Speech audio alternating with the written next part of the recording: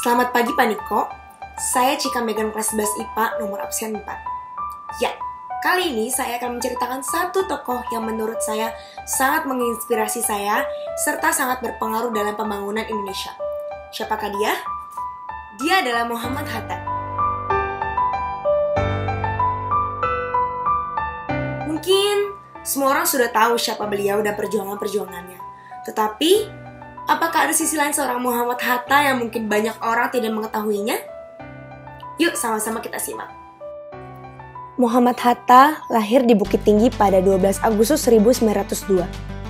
Beliau lahir dengan nama Muhammad Attar yang artinya harum dalam bahasa Arab. Beliau merupakan anak bungsu dari 2 bersaudara dan merupakan keturunan keluarga ulama dan pengusaha.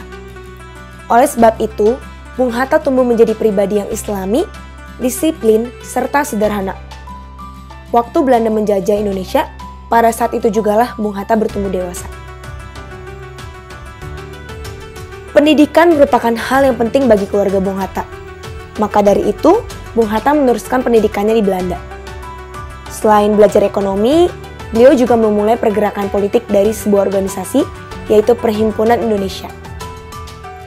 Bung Hatta sangat bertekad supaya Indonesia merdeka dengan berbagai macam cara.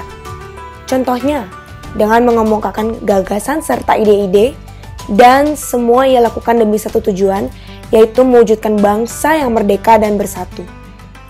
Kepemimpinan dan kewibawaan dari Bung Hatta ini membuatnya sangat dikagumi dan dihormati oleh orang banyak. Apalagi, saat ia menjadi Wakil Presiden Republik Indonesia yang pertama, ia menyampaikan perhatiannya terhadap ekonomi dan koperasi. Ia juga suka menulis. Salah satu bukunya yaitu Membangun Koperasi, Koperasi Membangun.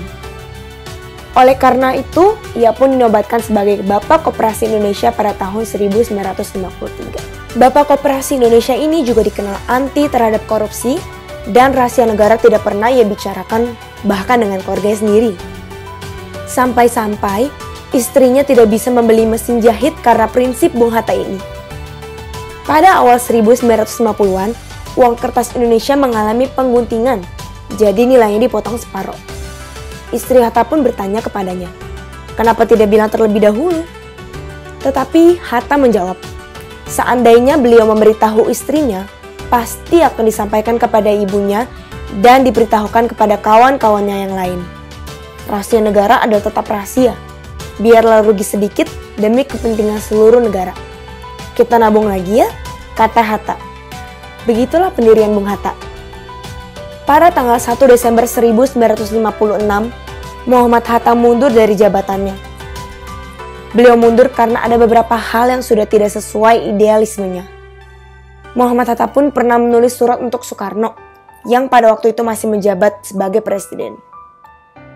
Ia mengkritik tindakan sahabatnya itu yang sangat berambisi menyebarkan konsepsi demokrasi terpimpin yang bisa membawa PKI masuk ke dalam kabinet. Hatta juga merupakan seorang sahabat yang baik, mau mengkritik sahabatnya berkali-kali. Tetapi Hatta tetap menghormati Bung Karno dengan segala keputusannya. Hatta pun hidup sangat sederhana setelah ia turun dari jabatannya. Beliau pun sampai-sampai tidak bisa bayar listrik dan PAM, karena uang pensiunannya sangat kecil nilainya. Tetapi Bung Hatta tidak mau memanfaatkan kedudukannya. Lalu, mantan gubernur Jakarta pada saat itu, Ali Sadikin, mengetahui hal tersebut dan menjadikan Bung Hatta sebagai warga kota utama. Dengan begitu, Bung Hatta terbebas dari iuran air dan PBB. Bung Hatta mengisi masa tuanya dengan membaca, menulis, ceramah pendidikan, menjadi dosen, dan menerima tamu-tamu. Dalam surat wasiatnya, ia tidak ingin dimakamkan di makam pahlawan, tetapi katanya ia ingin dimakamkan di tengah rakyat yang nasibnya saya perjuangkan hampir seumur hidup saya. Itulah kisah hidup Bung Hatta, seorang tokoh pahlawan yang begitu sederhana dan begitu jujur, yang tidak memanfaatkan jabatannya untuk kepentingannya sendiri, melainkan mengorbankan kepentingannya sendiri untuk negaranya.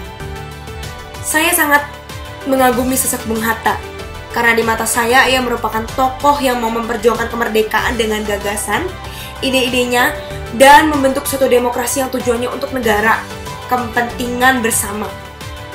Beliau merupakan salah satu tokoh yang begitu jujur dan begitu sederhana.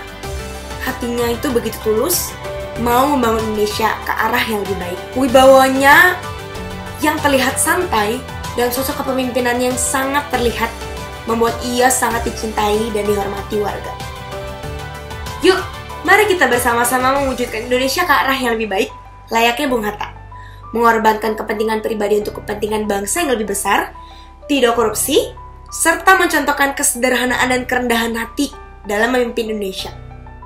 Indonesia sungguh beruntung pernah memiliki pemimpin yang begitu memikirkan bangsanya, serta mewujudkan demokrasi yang memusatkan kepentingan rakyatnya. Salam Pancasila.